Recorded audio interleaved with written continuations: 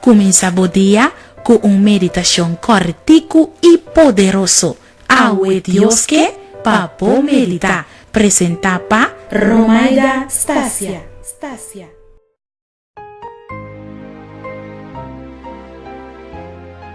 Awe ami bo servidor Romaida Stasia te dia mais para nós por meditar.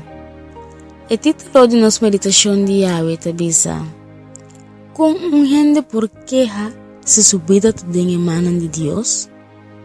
E esta saca for de Lamentação 3, versículo 38 y 39. Y esta dice lo siguiente: si algo pasa nos, bom o malo, no te pasa para Dios Altísimo a ordene. ¿Con qué derecho gente que tiene vida te queja? A te pia a pesar de su pecado.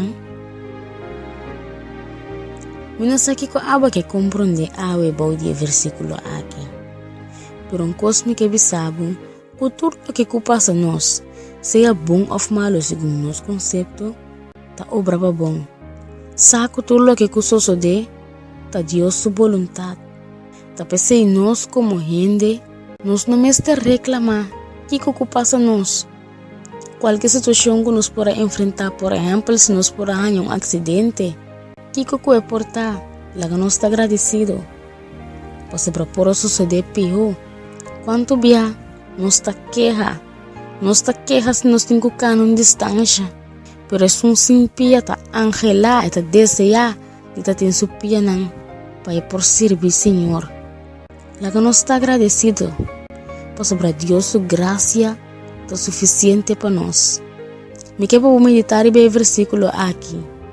E para que tu, natur é o que não nos está quejando diariamente. Pensei bom, imitame lo traribaji. Um feliz dia, Pablo.